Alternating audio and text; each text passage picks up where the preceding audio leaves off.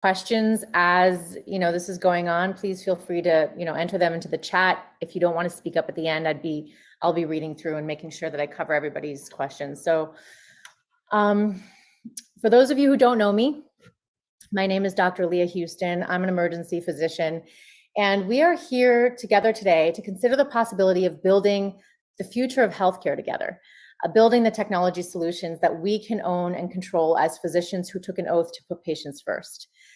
And some may have heard this story, but this started in 2017 when I learned that a hospital had stolen my identity. They were using my Medicare and Medicaid numbers to bill on patient charts after I'd left the hospital and when my license had lapsed in the state. And that alerted the Center for Medicare and Medicaid, CMS, to believe that I was practicing medicine without a license. Now, this is a fraudulent thing that happened. And since then, there's been about a dozen people who have reached out to me and said something similar has happened to them.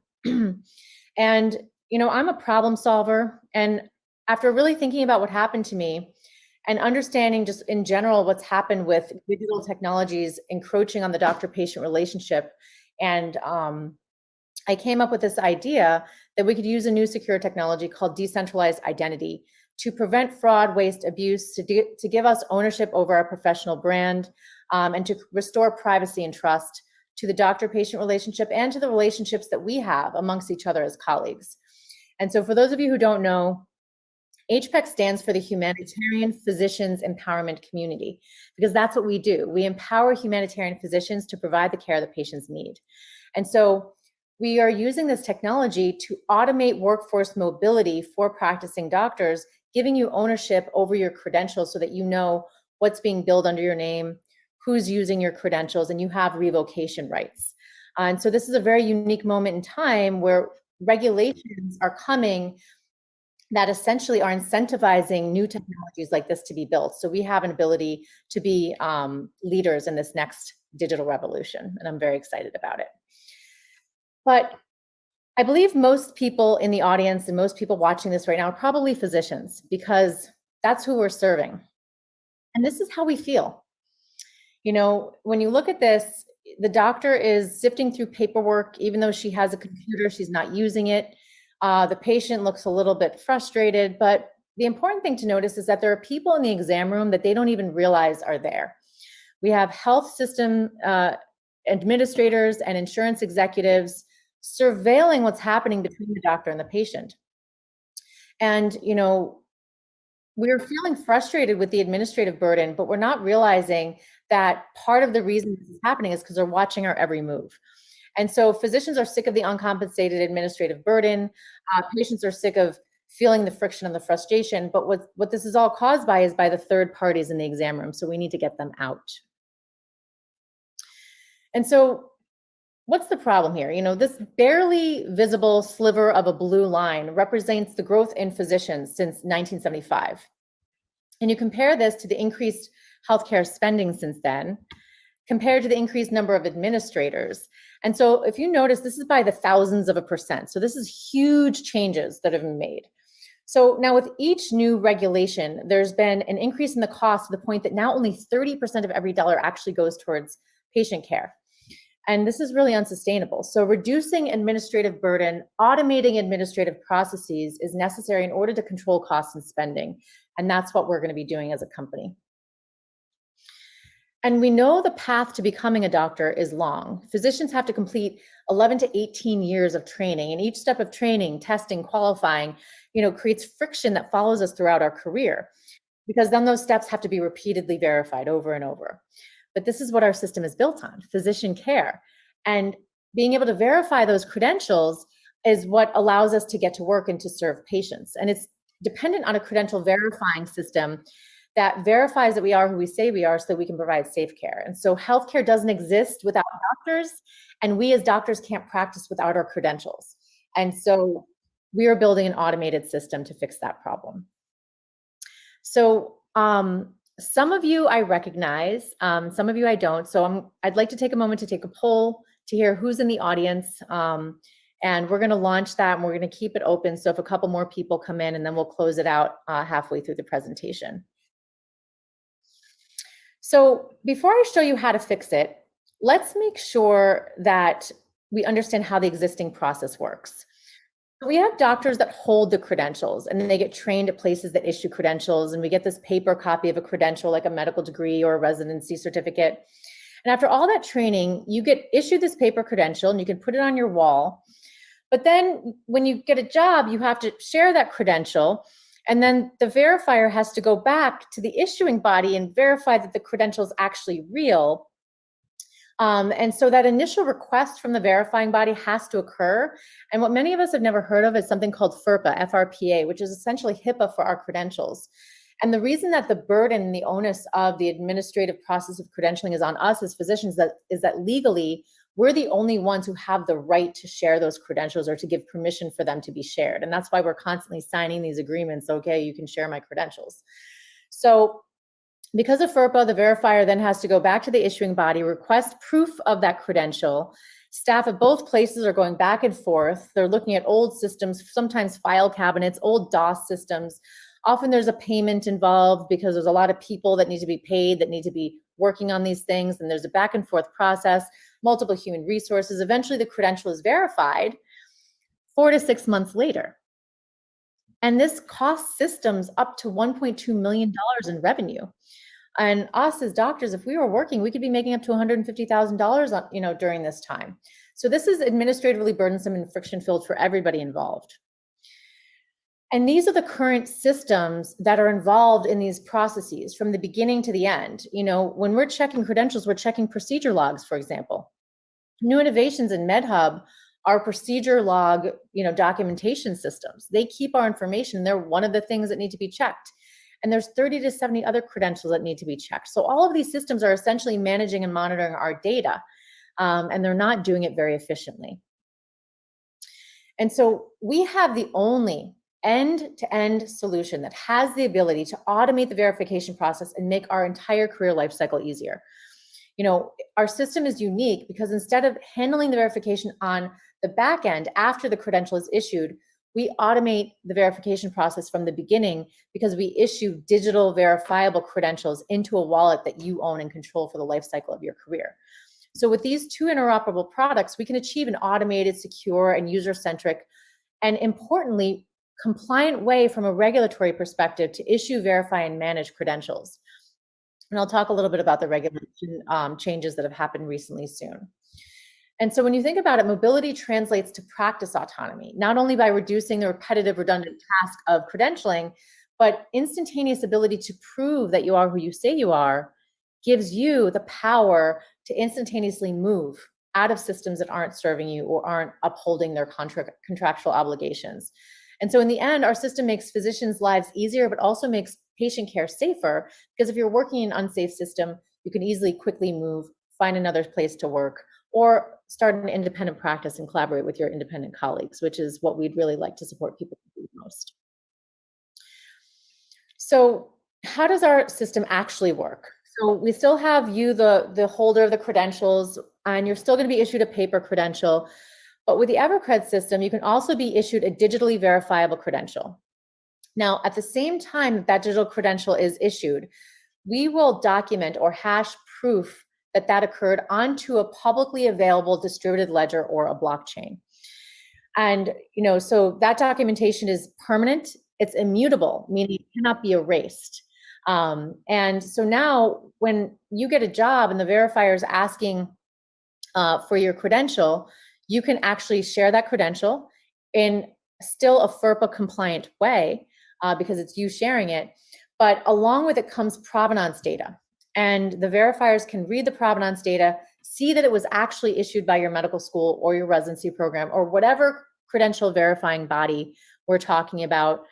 I mean, there's 70 credentials, on average that doctors have to check. And so they can immediately check the ledger, realize the credential's real, get this data points proving that it was issued by the issuing body. And this whole process could take moments. And so we use these technologies. You can get to work immediately, and we can save these systems $1 million per doctor per credentialing event, which is really, really amazing. And a lot of us, want to understand how the revenue works. People are like, are you going to charge doctors? Is it going to be a membership fee? No. HPEC is a free application for physicians to use. The payment comes from the people who are currently paying now, which is the credential verifiers. And so the way this works is EverCred is a credential system that issuers can purchase to issue the credentials. And it's purchased as a SaaS model, and it's the same as like a MedHub or a New Innovations that's holding our procedure logs, but this can be for any credential, CMEs, certificate of insurance of malpractice insurance, anything. So when the verifier actually asks for a credential in this new way, you can share the digital credential proof.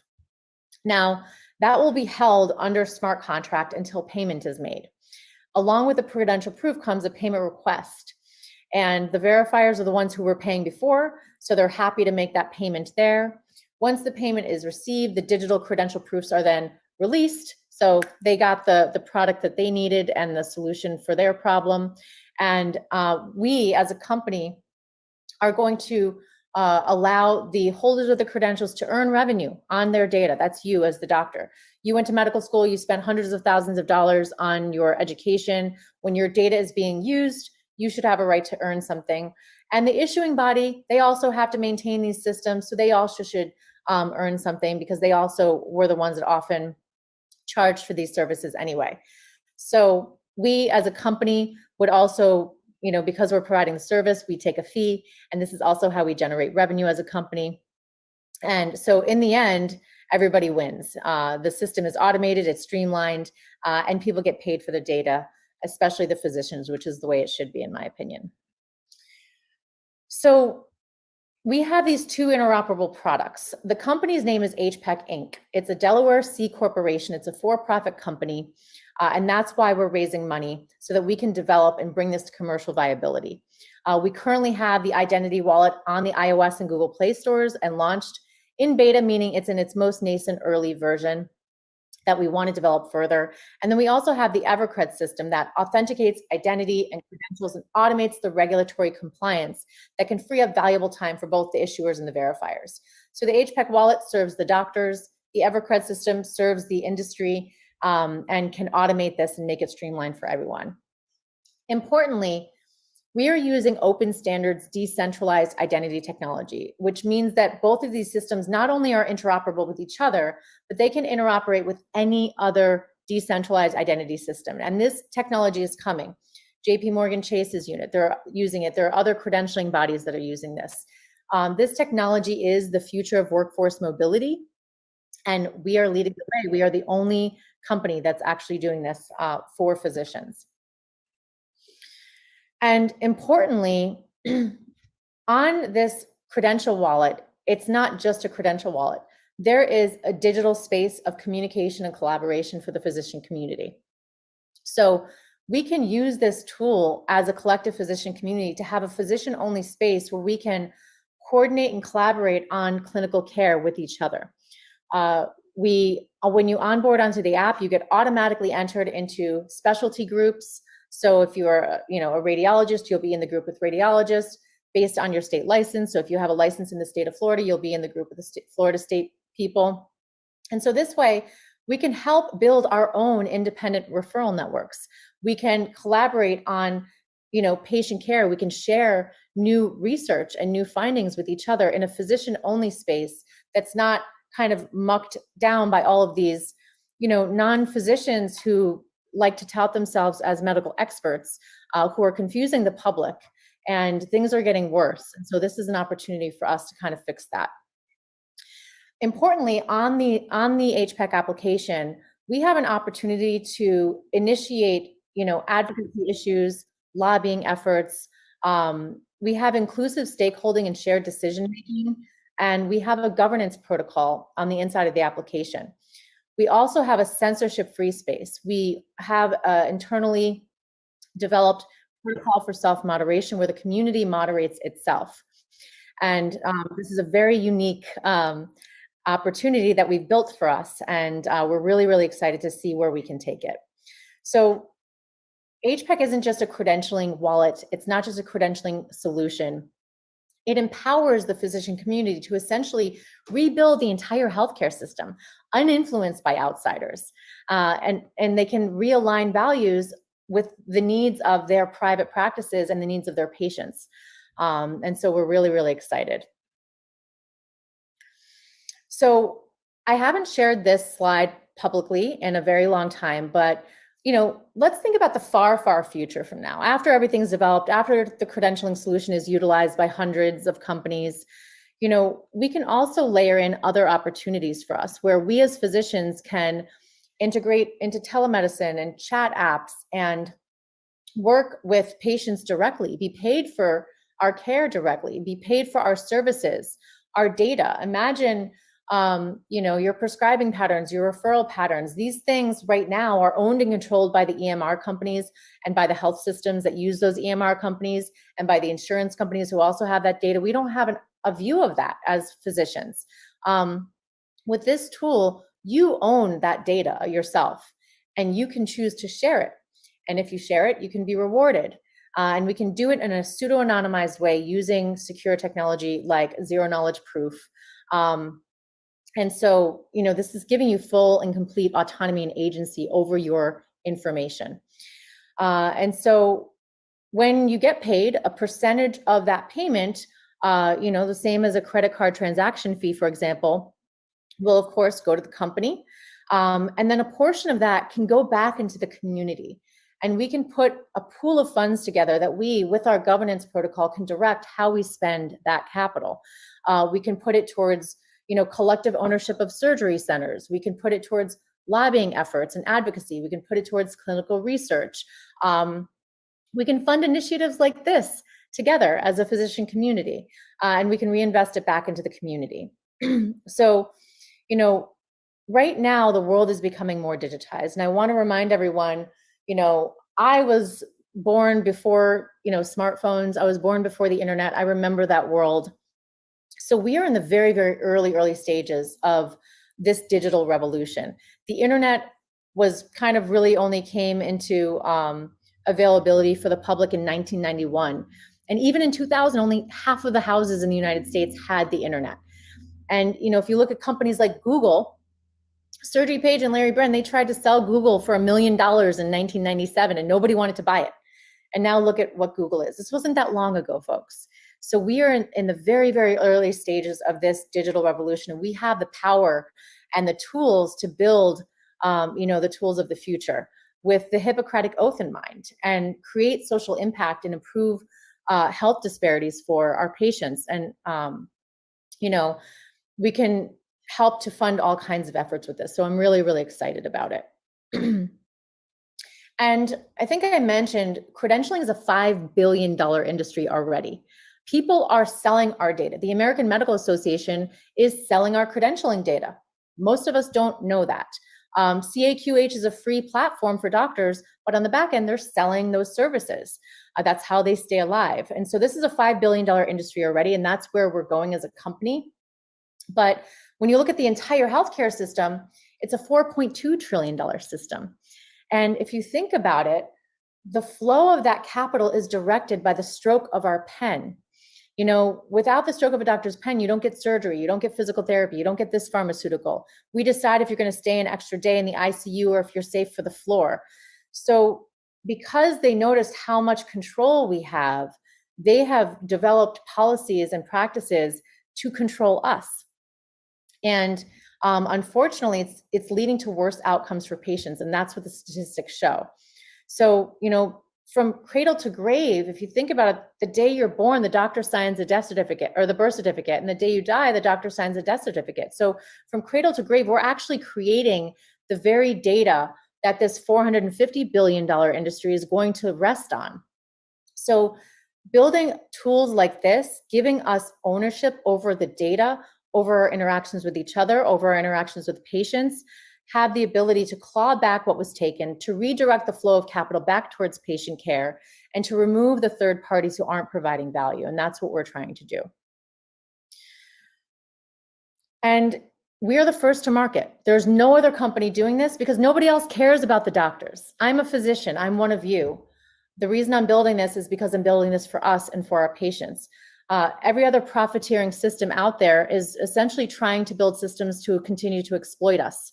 And that's what needs to stop. And this is a new technology. And, it's very, very nascent. And so it's a new opportunity too.